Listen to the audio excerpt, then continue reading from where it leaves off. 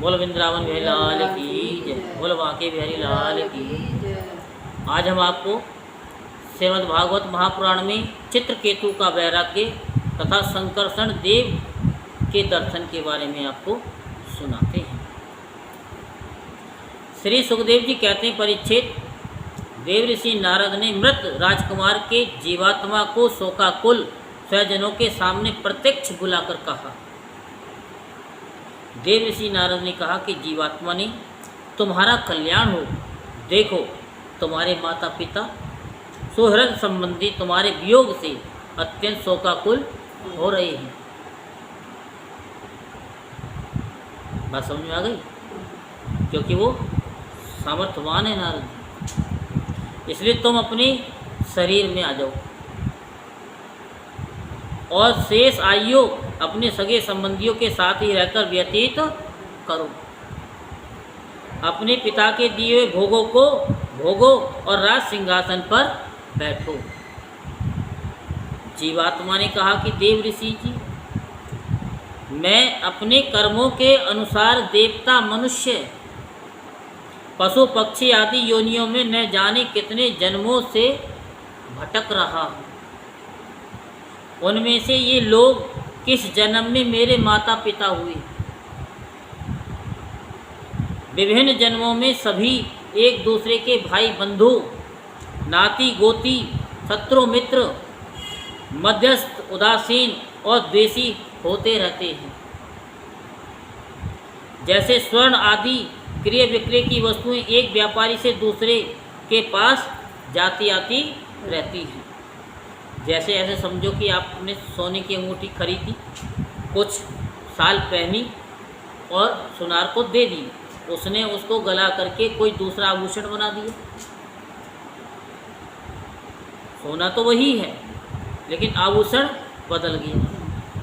फिर उसने कुछ साल पहना और फिर उसने भी बेच दिया, तो सुनार ने उसे कुछ और ही आभूषण बना दिया। तो ये बदलती ही रहती है। तो वैसे ही जीव भी भिन्न भिन्न योनियों में उत्पन्न होता रहता है। इस प्रकार विचार करने से पता लगता है कि मनुष्यों की अपेक्षा अधिक दिन ठहरने वाले स्वर्ण आदि पदार्थों का संबंध भी मनुष्यों के साथ स्थायी नहीं है। बोल वृंदावन बिहारी लाल की। क्षणिक ही होता है और जब तक जिसका जिस वस्तु से संबंध रहता है तभी तक उसकी उस वस्तु से ममता भी रहती है। जीव नित्य और अहंकार रहित है। वह गर्भ में आकर जब तक जिस शरीर में रहता है तभी तक उस शरीर को अपना समझता है। ये जीव नित्य, अविनाशी, सूक्ष्म, जन्म आदि रहित सबका आश्रय और स्वयं प्रकाश है। स्वयं प्रकाश है। इसमें स्वतः स्वरूपतः है, जन्म मृत्यु आदि कुछ भी नहीं। फिर भी ये ईश्वर रूप होने के कारण, इसके ईश्वर रूप होने के कारण अपनी माया के गुणों से ही अपने आप को विश्व के रूप में प्रकट कर देता है। इसका ना तो कोई अत्यंत प्रिय है और न अप्रिय, न अपना न पराया, क्योंकि गुण दोष, हित अहित करने वाले मित्र शत्रु आदि की भिन्न भिन्न बुद्धि वृत्तियों का ये अकेला ही साक्षी है। वास्तव में ये अद्वितीय है। ये आत्मा कार्य कारण का साक्षी और स्वतंत्र है। इसलिए ये शरीर आदि के गुण दोष अथवा कर्म फल को ग्रहण नहीं करता, सदा उदासीन भाव से स्थित रहता है। श्री सुखदेव जी कहते हैं, वह जीवात्मा इस प्रकार कहकर चला गया। बोलो वृंदावन बिहारी लाल की। उसके सगे संबंधी उसकी बात सुनकर अत्यंत विस्मित हुए। उनका स्नेह बंधन कट गया और उसके मरने का शोक भी जाता रहा। क्यों जाता रहा माता जी, क्यों जाता रहा?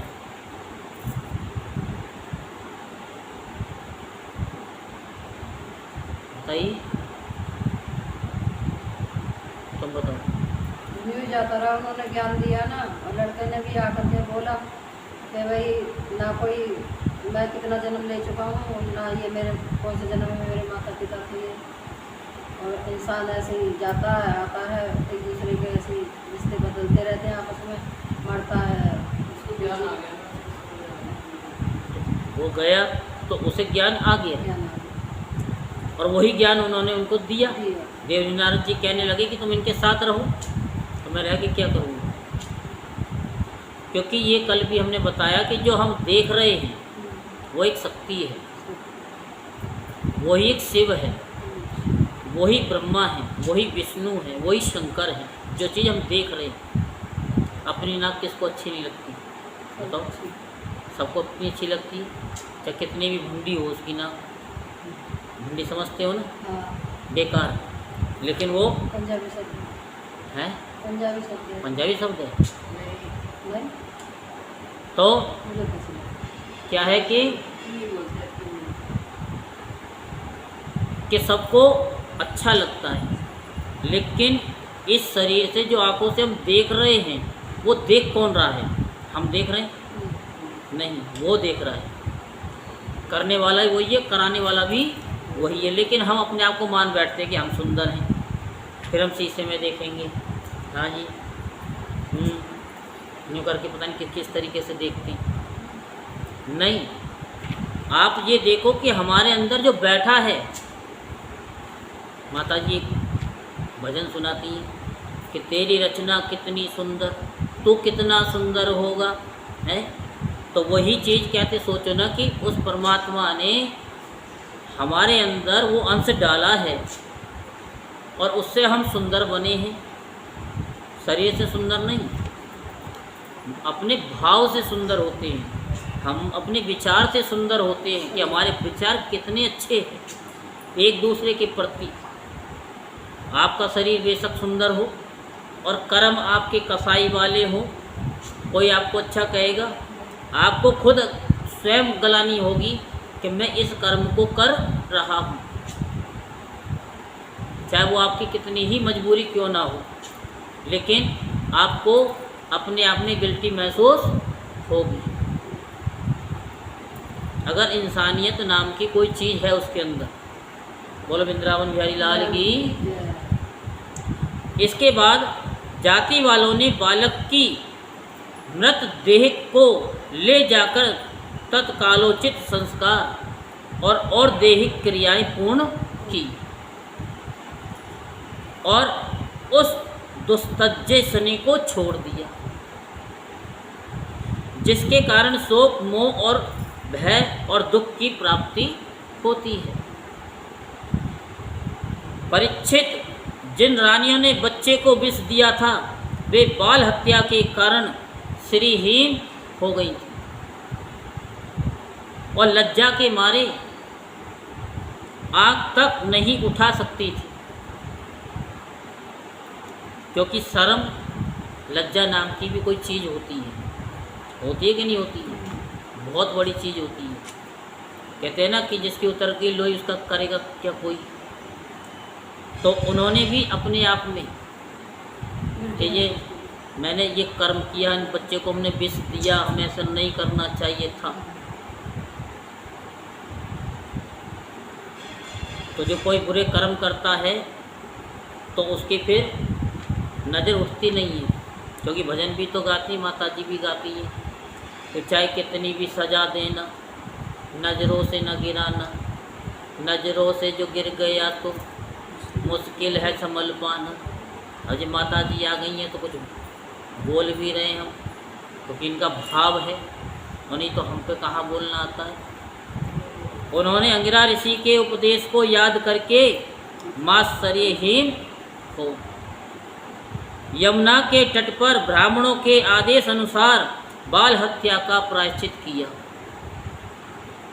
परीक्षित, इस प्रकार अंगिरा और नारद जी के उपदेश से विवेक बुद्धि जागृत होने के कारण चित्रकेतु घर गृहस्थी के अंधेरे कुएं से उसी प्रकार बाहर निकल पड़े जैसे कोई हाथी तालाब के कीचड़ से निकल आए। बोल वृंदावन बिहारी लाल की जय। उन्होंने यमुना जी में विधि पूर्वक स्नान करके तर्पण आदि धार्मिक क्रियाएं की। तदंतर संयतेंद्रिय और मौन होकर उन्होंने देव ऋषि नारद और महर्षि अंगिरा के चरणों की वंदना की।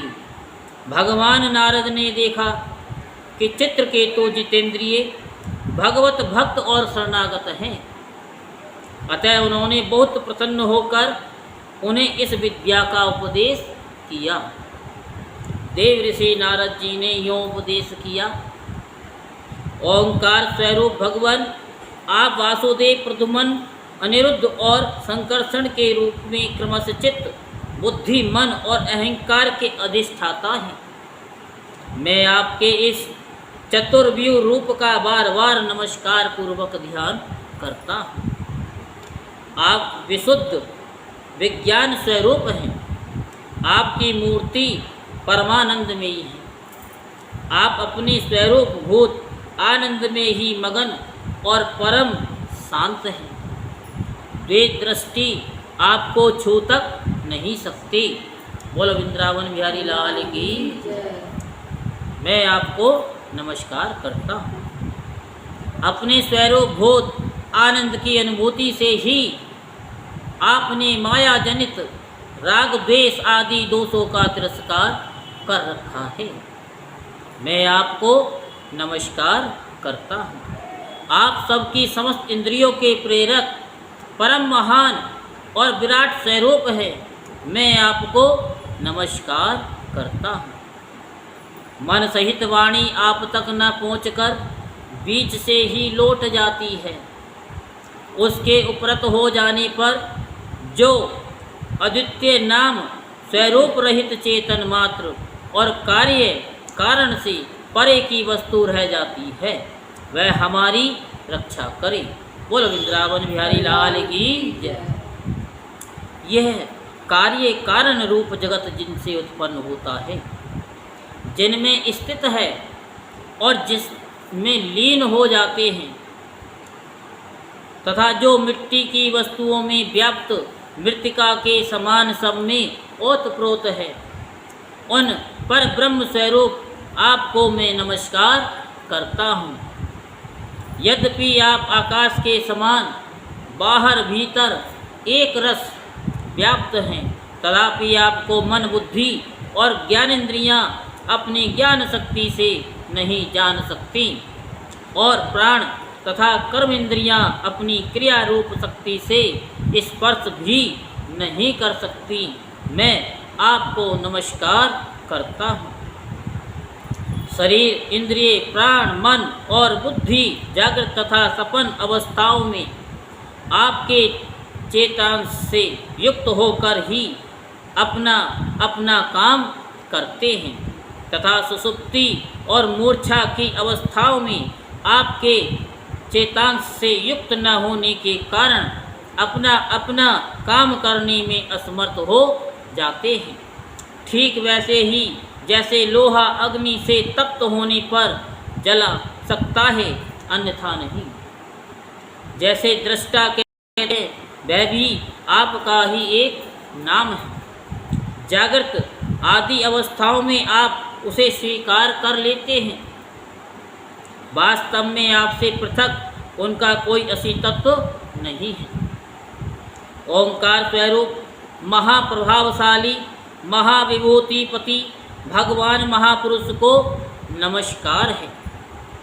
श्रेष्ठ भक्तों का समुदाय अपने कर कमलों की कलियों से आपके युगल चरण कमलों की सेवा में संलग्न रहता है। प्रभु आप ही सर्वश्रेष्ठ हैं। मैं आपको बार बार नमस्कार करता हूँ। बोल वृंदावन बिहारी लाल की। श्री सुखदेव जी कहते हैं, परीक्षित, देव ऋषि नारद अपने शरणागत भक्त चित्रकेतु को इस विद्या का उपदेश करके महर्षि अंगिरा के साथ ब्रह्मलोक को चली गई। राजा चित्रकेतु ने देवऋषि नारद के द्वारा उपदिष्ट विद्या का उनके आज्ञा अनुसार 7 दिन तक केवल जल पीकर बड़ी एकाग्रता के साथ अनुष्ठान किया। जैसे आप लोगों का अनुष्ठान है कि रोज़ श्रीमद् भागवत की कथा सुननी है, और श्राद्धों में तो विशेषकर बिना नागा के ही कथा सुननी है, क्योंकि श्राद्धों में कथा सुनने से आपके पितृ संतुष्ट हो जाते हैं, और आपके जब संतुष्ट हो जाते हैं पितृ तो क्या होता है, सरिता जी बताइए।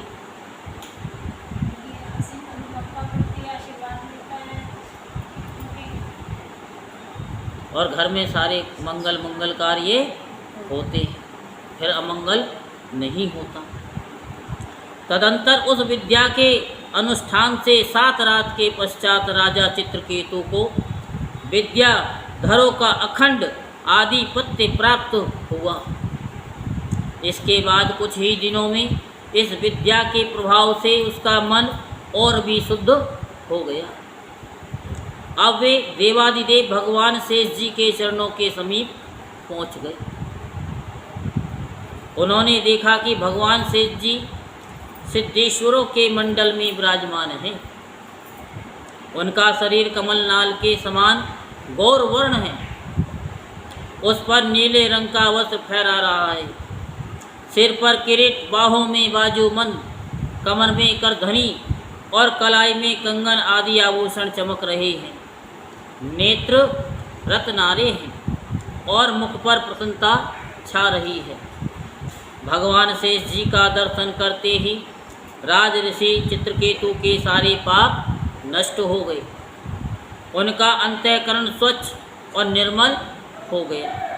हृदय में भक्ति भाव की बाढ़ आ गई। नेत्रों में प्रेम के आंसू छलक आए। शरीर का एक एक रोम खिल उठा।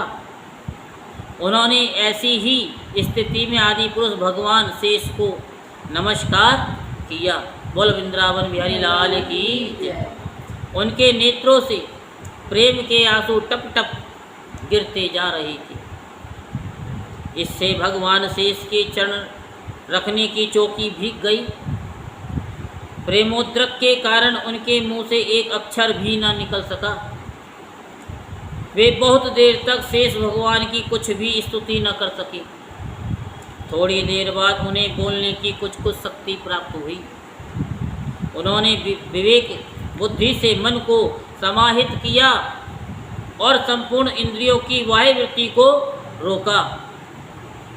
फिर उन जगत गुरु की, जिनके स्वरूप का पांचरात्र आदि भक्ति शास्त्रों में वर्णन किया गया है, इस प्रकार स्तुति की। चित्रकेतु ने कहा कि अजित, जितेंद्रिय एवं समदर्शी साधुओं ने आपको जीत लिया है। आपने भी अपने सौंदर्य, माधुर्य, कारुण्य और गुणों से उनको अपने बस में कर लिया। अहो, आप धन्य हैं, क्योंकि जो निष्काम भाव से आपका भजन करते हैं उन्हें आप करुणावश और करुणा परवश होकर अपने आप को भी दे डालते हैं। भगवान, जगत की उत्पत्ति, स्थिति और प्रलय आपके लीला विलास हैं। विश्व निर्माता ब्रह्मा आदि आपके अंश के भी अंश हैं। फिर भी वे पृथक पृथक अपने को जगत कर्ता मानकर झूठ मूठ एक दूसरे से स्पर्धा करते हैं। नन्हे से नन्हे परमाणुओं से लेकर बड़े से बड़े में तत्व प्रयत्न संपूर्ण वस्तुओं के आदि अंत और मध्य में आप ही विराजमान हैं। बोल वृंदावन बिहारी लाल की जय। तथा स्वयं आप आदि, अंत और मध्य से रहित हैं, क्योंकि किसी भी पदार्थ के आदि और अंत में जो वस्तु रहती है वही मध्य में भी रहती है। ये ब्रह्मांड कोश जो पृथ्वी आदि एक दूसरे से यानी एक से एक 10 गुने 7 आवरणों से घिरा हुआ है, अपने ही समान दूसरे करोड़ों ब्रह्मांडों के सहित आपने एक परमाणु के समान घूमता रहता है और फिर भी उसे आपकी सीमा का पता नहीं है, इसलिए आप अनंत हैं। जो नर पशु केवल विषय भोग ही चाहते हैं, वे आपका भजन न करके आपके विभूति स्वरूप इंद्र आदि देवताओं की उपासना करते हैं। प्रभु जैसे राजकुल का नाश होने के पश्चात उसके अनुयायियों की जीविका भी जाती रहती है, वैसे ही शूद्र उपास्य देवों का नाश होने पर उनके दिए हुए भोग भी नष्ट हो जाते हैं। बोलो वृंदावन बिहारी लाल की। परमात्मा ने आप ज्ञान स्वरूप और निर्गुण हैं, इसलिए आपके प्रति की हुई सकाम भावना भी अनन्यान्य कर्मों के समान जन्म मृत्यु रूप फल देने वाली नहीं होती। जैसे भुने हुए बीजों से अंकुर नहीं उगते, क्योंकि जीव को जो सुख दुख आदि द्वंद्व प्राप्त होते हैं वे सत्वादि गुणों से ही होते हैं, निर्गुण से नहीं। अजित जिस समय आपने विशुद्ध भागवत धर्म का उपदेश किया था, उसी समय आपने सबको जीत लिया, क्योंकि आपके पास कुछ भी संग्रह परिग्रह न रखने वाले, किसी भी वस्तु में अहमता ममता न करने वाले आत्मा राम सनकादि परम ऋषि भी परम साम्य और मोक्ष प्राप्त करने के लिए उसी भागवत धर्म का आश्रय लेते हैं। वह भागवत धर्म इतना शुद्ध है कि उसमें सकाम धर्मों के समान मनुष्यों की वह विषम बुद्धि नहीं होती। ये मैं हूँ, ये मैं हूँ, ये मेरा है, ये तू है और ये तेरा है। इसके विपरीत जिस धर्म के मूल में ही विषमता का बीज बो दिया जाता है, वह तो अशुद्ध, नाशवान और अधर्म बहुल होता है। सकाम धर्म अपना और दूसरे का भी हित करने वाला है, उससे अपना या पराया किसी का कोई भी प्रयोजन और हित सिद्ध नहीं होता। प्रत्यय सकाम धर्म से जब अनुष्ठान करने वाले का चित्त दुखता है, तब आप रुष्ट होते हैं, और जब दूसरे का चित्त दुखता है तब वह धर्म नहीं रहता, अधर्म हो जाता है। भगवान आपने जिस दृष्टि से भागवत धर्म का निरूपण किया है, वह कभी परमार्थ से विचलित नहीं होती। इसलिए जो संत पुरुष चर अचर समस्त प्राणियों में समदृष्टि रखते हैं, बराबर सम, वे ही उसका सेवन करते हैं। भगवान आपके दर्शन मात्र से ही मनुष्यों के सारे पाप क्षीण हो जाते हैं। ये कोई असंभव बात नहीं है, क्योंकि आपका नाम एक बार सुनने से ही नीच चांडाल भी संसार से मुक्त हो जाता है। भगवान, इस समय आपके दर्शन मात्र से ही मेरे अंतःकरण का सारा मल धुल गया है। सो ठीक ही है, क्योंकि आपके अनन्य प्रेमी भक्त देव ऋषि नारद जी ने जो कुछ कहा है वह मिथ्या कैसे हो सकता है। हे अनंत, आप संपूर्ण जगत के आत्मा हैं, अतः संसार में प्राणी जो कुछ करते हैं वह सब आप जानते ही रहते हैं। इसलिए जैसे जुगनू सूर्य को प्रकाशित नहीं कर सकता, वैसे ही परम गुरु आपसे मैं क्या निवेदन करूं। भगवान, आपकी ही अध्यक्षता में सारे जगत की उत्पत्ति, स्थिति और प्रलय होते हैं। कोई योगी जन भेद दृष्टि के कारण आपका वास्तविक स्वरूप नहीं जान पाते। आपका स्वरूप वास्तव में अत्यंत शुद्ध है। मैं आपको नमस्कार करता हूँ। आपकी चेष्टा से शक्ति प्राप्त करके ही ब्रह्मा आदि लोक पालगण चेष्टा करने में समर्थ होते हैं। आपकी दृष्टि से जीवित होकर ही ज्ञानेंद्रियां अपने अपने विषयों को ग्रहण करने में समर्थ होती है। ये भूमंडल आपके सिर पर सरसों के दाने के समान जान पड़ता है। मैं आपका सहस्त्र शीर्षा भगवान को बार बार नमस्कार करता हूँ। श्री सुखदेव जी कहते हैं, परीक्षित, जब विद्याधरों के अधिपति चित्रकेतु ने अनंत भगवान की इस प्रकार स्तुति की, तब उन्होंने प्रसन्न होकर उनसे कहा। श्री भगवान ने कहा, चित्रकेतु, देव ऋषि नारद और महर्षि अंगिरा ने तुम्हें मेरे संबंध में जिस विद्या का उपदेश दिया है, उससे और मेरे दर्शन से तुम लोग भली भांति सिद्ध हो चुके हो। मैं ही समस्त प्राणियों के रूप में हूँ, मैं ही उनका आत्मा हूँ और मैं ही पालन करता हूँ। शब्द ब्रह्म, वेद और पर ब्रह्म दोनों ही मेरे सनातन रूप हैं। बोलो वृंदावन बिहारी लाल की। आत्मा कार्य कारणात्मक जगत में व्याप्त है और कार्य कारणात्मक जगत आत्मा में स्थित है तथा इन दोनों में मैं अधिष्ठान रूप से व्याप्त हूँ और मुझ में ये दोनों कल्पित हैं। जैसे सपन में सोया हुआ पुरुष सपन अंतर होने पर संपूर्ण जगत को अपने में ही देखता है और सपन टूट जाने पर सपन में ही जगता है तथा अपने को संसार के एक कोने में स्थित देखता है, क्योंकि ये सपने में सपना है। जो आप देख रहे हो वो ये भी सपना है और जब आप सो जाते हो वो भी सपना है। तो जागृत अवस्था कब है? जब भजन कीर्तन कथा होती है तब आप जगते हो, तब आपकी वो शक्तियाँ जगती हैं।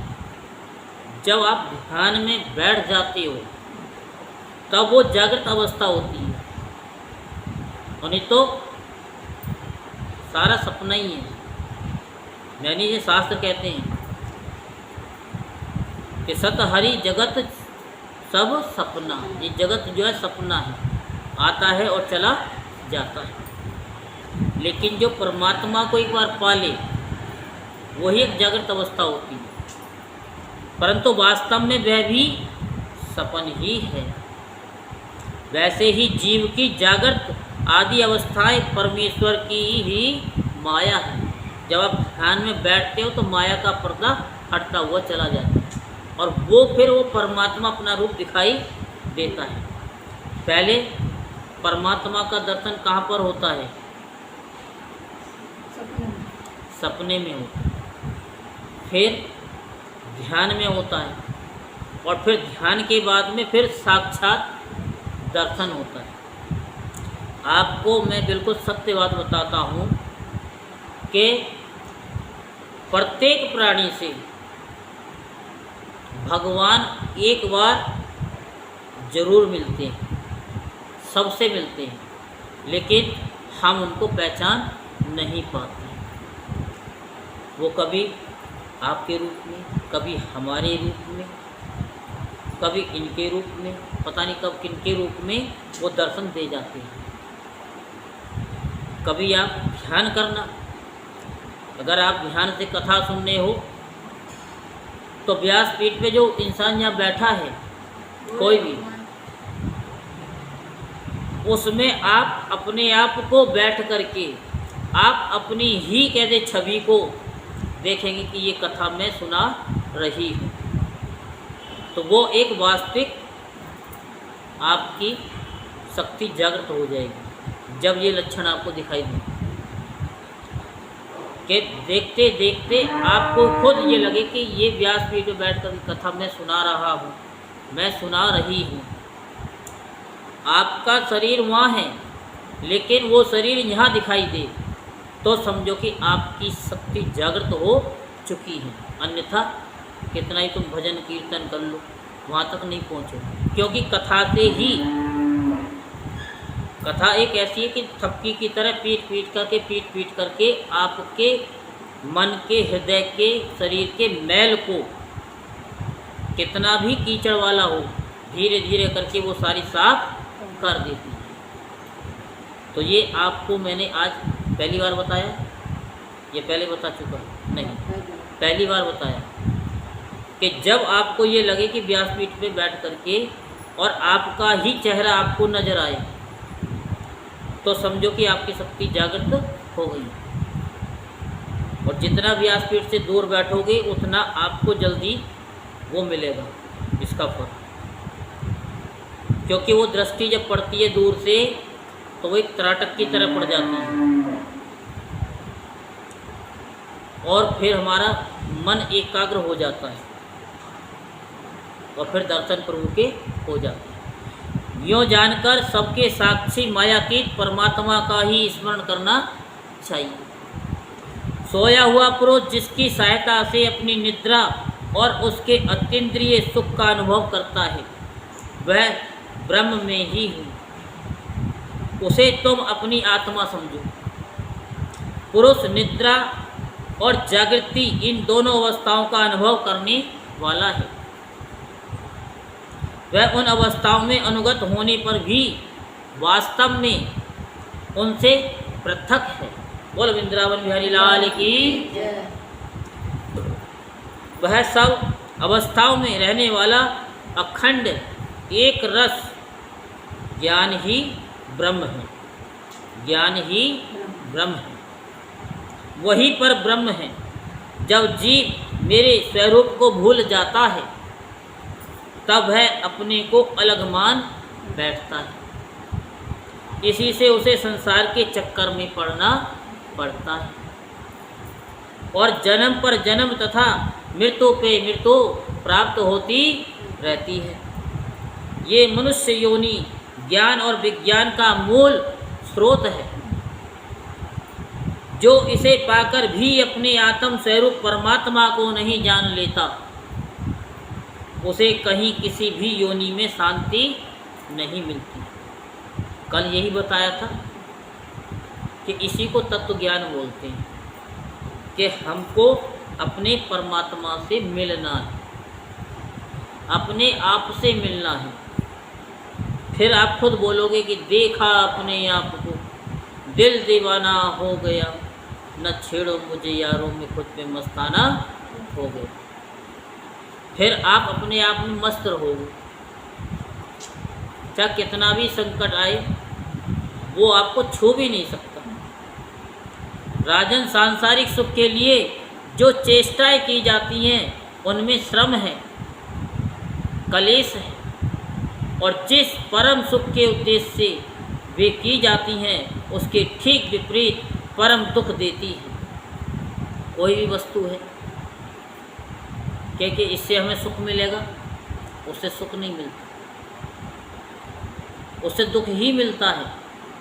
जिससे जितना हमको सुख मिलता है उससे उतना दुख भी मिलता है।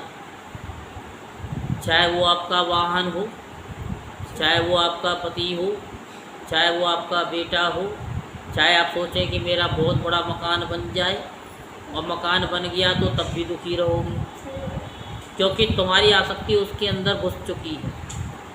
तो कोई आपको सुखी नहीं कर सकता जब तक आप स्वयं नहीं जागृत हो जाओगे। ये सब कुछ एक भूल के समान है, यहीं रह जाएगा। किंतु कर्मों से निवृत्त हो जाने में किसी प्रकार का भय नहीं है। यह सोचकर बुद्धिमान पुरुष को चाहिए कि किसी प्रकार का कर्म अथवा उनके फलों का संकल्प ना करें। वो संकल्प करते हैं ना। जगत के सभी स्त्री पुरुष इसलिए कर्म करते हैं कि उन्हें सुख मिले और उनका दुखों से पिंड छूटे, परंतु उन कर्मों से न तो उनका दुख दूर होता है। ध्यान से सुनो, फिर मैं बोलूँगा तो आप कहोगे कि पीछे पड़ गए। और उन्हें सुख की प्राप्ति कभी नहीं होती। किनको? जो कहते हैं कि दुख काटो। आज तो बहुत दिनों में आया है, बहुत दिनों में। तो इसलिए जब हम चेष्टा सुख की करेंगे तो दुख मिलेगा, और दुख की चेष्टा करेंगे तो सुख मिलेगा। इसलिए आप विपरीत चलो। कुंती ने भी दुख मांगा था परमात्मा से। जो मनुष्य अपने को बहुत बड़ा बुद्धिमान मानकर कर्म के पचड़ों में पड़े हुए हैं, उनको विपरीत फल मिलता है, उल्टा फल मिलता है। ये बात समझ लेनी चाहिए। साथ ही ये भी जान लेना चाहिए कि आत्मा का स्वरूप अत्यंत सूक्ष्म है। सूक्ष्म समझते हो? बहुत ही सूक्ष्म। जो सूक्ष्म दृष्टि से देखा जाता है वो उससे भी छोटा है।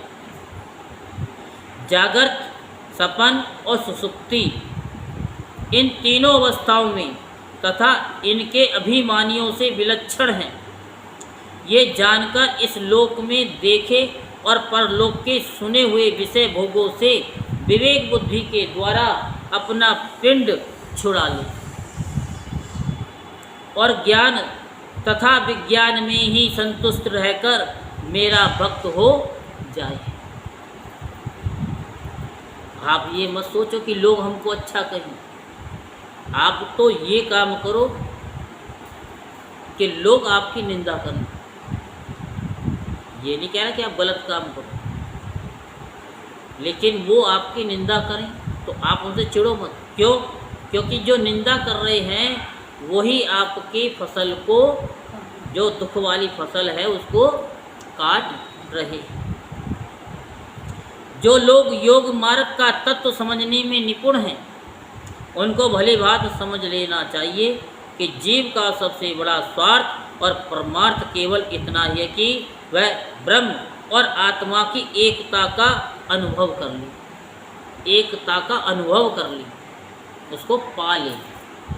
राजन, यदि तुम मेरे इस उपदेश को सावधान होकर श्रद्धा भाव से धारण करोगे तो ज्ञान एवं विज्ञान से संपन्न होकर शीघ्र ही सिद्ध हो जाओगे। क्या हो जाओगे? सिद्ध हो जाओगे। श्री सुखदेव जी कहते हैं, राजन, जगत गुरु विश्वात्मा भगवान श्री हरि चित्रकेतु को इस प्रकार समझा बुझाकर उनके सामने ही वहाँ से अंतर्ध्यान हो गई। बोल वृंदावन बिहारी लाल की, बोल वाके बिहारी लाल की जय। जय जय श्री राधे श्याम, जय जय श्री राधे श्याम, जय जय श्री राधे